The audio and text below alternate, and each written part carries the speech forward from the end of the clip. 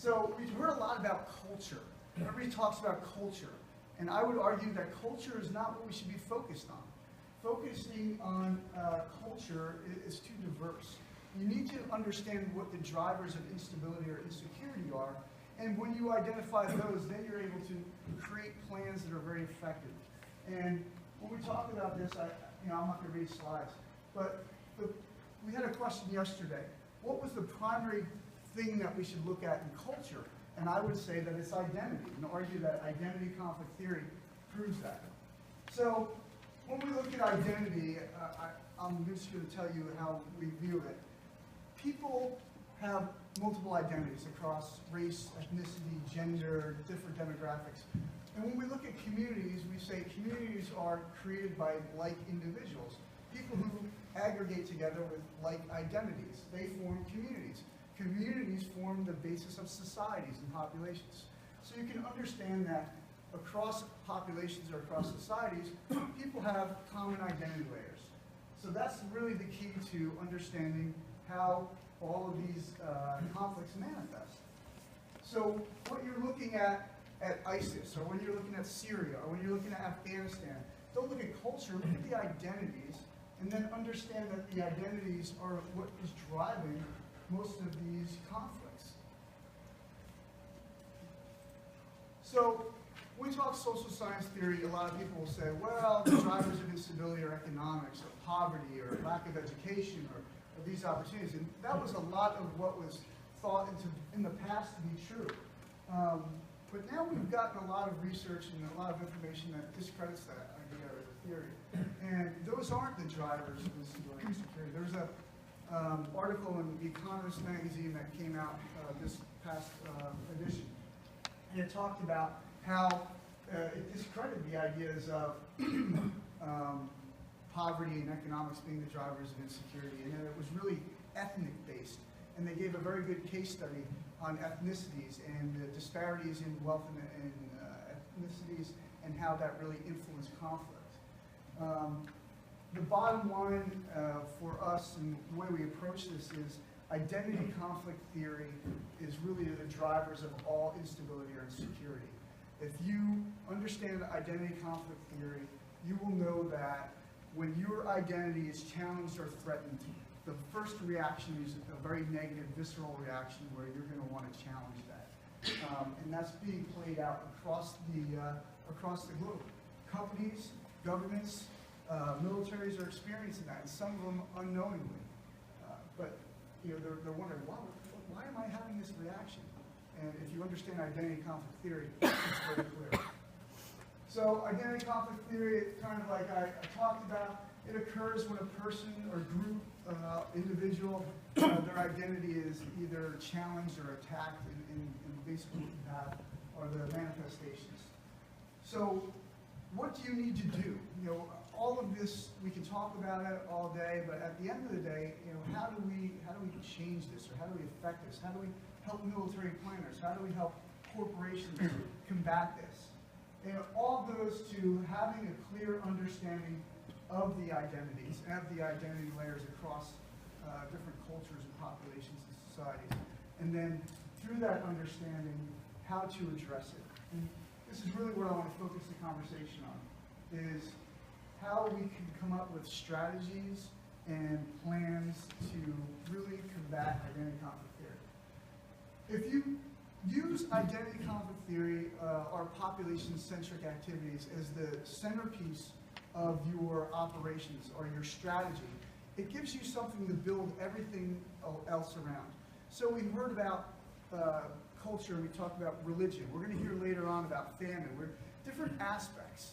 These are all variables that you can use as planning tools when you use identity conflict as the base. And it should be used to design your operations, even military operations. So your military operations, your targeting, your whatever, is a component of a bigger strategy. And you've heard in the news about the U.S. and they're struggling with their strategy. Every time you have you hear about, oh, we're going to redo the strategy, we're looking at the strategy, we're going to come up with a new strategy. Well, this is really a great way to create a strategy, design a strategy that everything can be based upon. So how does it work? it's actually pretty easy, and I hate to say it, but if you really understand it, it comes down to it's a very simple theory that has a utility and application. So if you can understand the different identity layers that exist across socioeconomic, geopolitical, and ethnocentric conditions, you'll find that there will be a dominant identity layer, a single identity layer that resonates with the majority of the population or the people or your target group. If you can find that identity layer, it's very easy now to create either development projects that align with the identity, or you can create the narratives that align with the identity. That will make your campaigns and it will make your operations very successful. Because if you can put out a message that resonates with the greatest segment of a population, it has a great effect. Why is ISIS so good at recruiting? Why are they so good at getting their message out? Because they are hitting on the identity layer or the identity of Muslims, disenfranchised Muslims, who see the caliphate as, oh, hey, they play all into the narratives that are going to resonate. That's why they are doing a great job of winning the IO campaign against us, whoever us is who's fighting. But what it also does, it uncovers the social tensions that exist within societies. So sometimes we say, oh, we know what's wrong.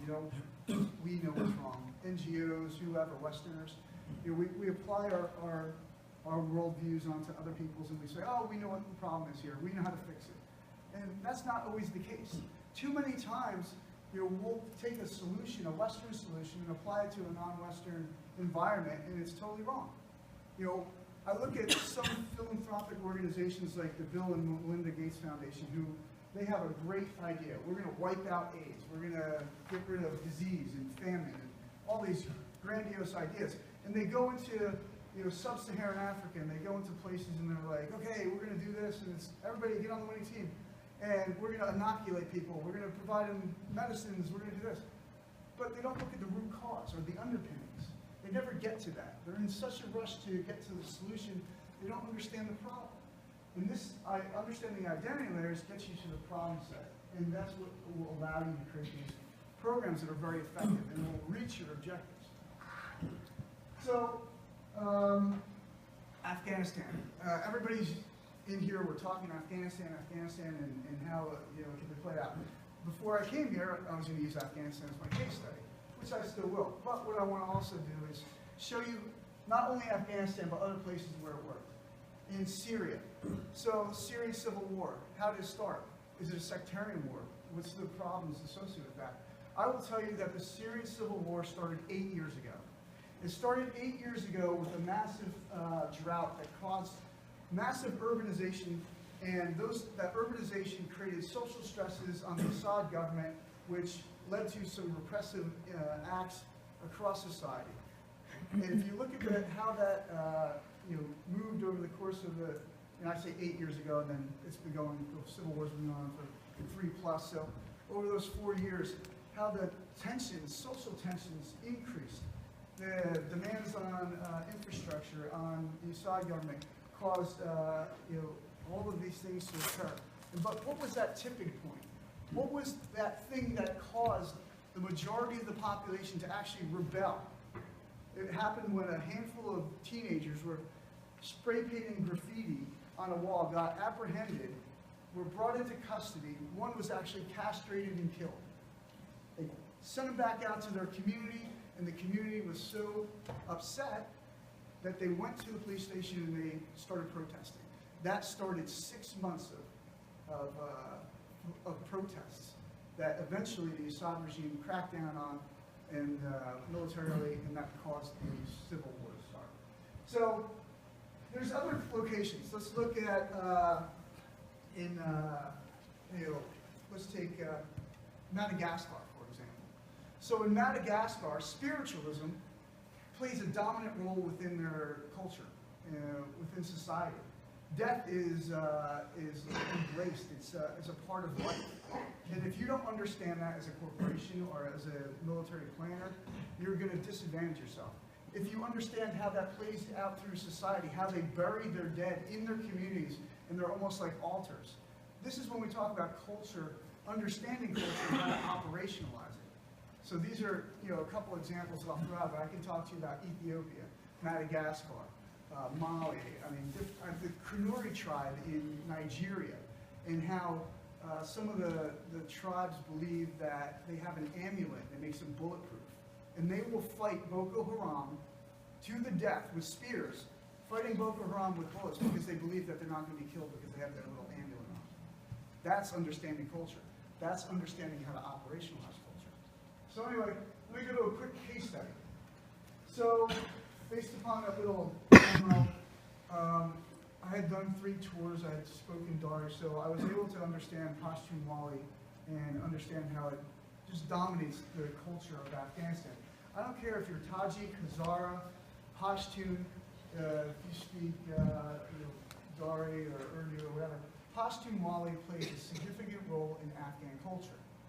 And it dominates a lot of in the south, but also in other areas.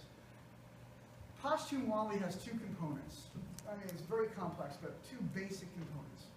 One is Badal, and 2 is Nalmista. Nalmista is hospitality. Anybody who's been to Afghanistan, they will know that Afghans will give you the shirt off their back.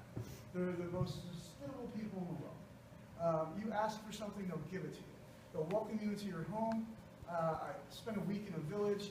The elder comes up to me at the end of the week. He's like, Jim, pick a goat. And I'm like, I can't take a goat home. He's like, no, pick a goat. I'm like, thank you very much. I can't take a goat home. He's like, no, just which one do you like? And I said, that one. He picks his knife out. He cuts his throat. He says, tonight we feast. I'm like, I didn't expect that. Okay. So we ate goat. But shows you an example of how they are very hospitable. Now, the bad side is Badal. Badal is revenge. If you piss off an Afghan, you've pissed him off for life. Generational. And we, by our nature and our actions, have been pissing off the Afghans for the past 6 years, 7 years, I would say. The first 4 or 5 years of the conflict, we did a great job. They loved us. After that, we're just straight enemies. Generational. If you don't believe me, understand Afghan culture. I have a couple stories. One I'll tell you. So there was 2 boys, teenagers, and they got in a fight. One teenager killed the other. And so they had a jirga, they sat down, they talked about it. The family's like, okay, you have Badal, you're entitled to revenge. 2 generations later, the father or whatever, I forget, father or grandfather, killed the grandfather of the other family, and so they had a jirga, and he said, well, we're taking Badal, revenge for what happened 2 generations ago. And at the jirga, the one elder said, well, why did you act so hastily? Get an understanding of Afghan culture. They're in for the long haul. They're not there for a year or 6 months or for a 1-year deployment. This is them. They're there for decades. So understanding Pashtun Wali, the culture, we also had to understand the identity. So identity in Kandahar, you had Papazai tribe, Alkazai tribe, you had Muslim influence, you had all these variables, and we thought we were pretty smart. We're smart guys, we're military planners, we're going to figure this out. It's easy. Common identity layer was farmer. Who thought of it? We were like, farmer? Are you serious? I mean, because you ask most Afghans, what do you eat? Oh, Muslim, But no, it was farmer. So what did we do? After we figured out, we applied the methodology, we figured out the common identity layer was farmer, we designed agrarian-based programs to provide them instant utility. Once we did that, then we were able to create narratives that we would message out, not only to the communities, but the surrounding communities. So bottom line is, within 8 months, we took the most kinetic environment in Kandahar, and we made it pretty benign. We increased our agricultural yield by 350%, and we reduced roadside bombs tenfold. 8 months. That was what we were able to achieve. So, okay, we're not a one-trick pony.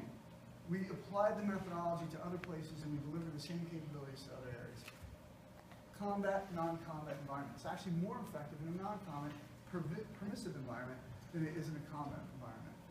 And then I get the questions, well, you had all the resources of the U.S. military behind you. You had all this, anybody can do that. Wrong. You saw the role play. There's a couple guys sitting down who were like, this is how we're going to do it, and this is how it's going to work.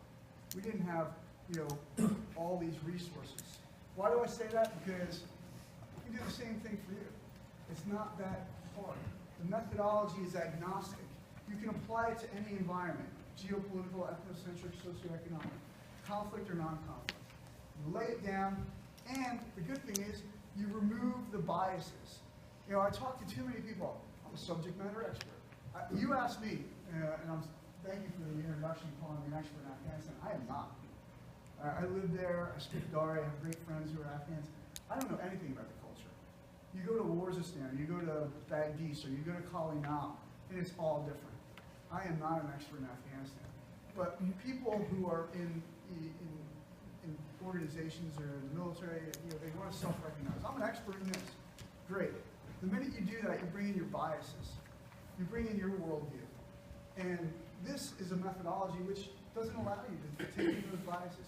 It ingests information, it goes through an ontology analysis, it identifies the identity layer, and then you apply the design and come up with the programs.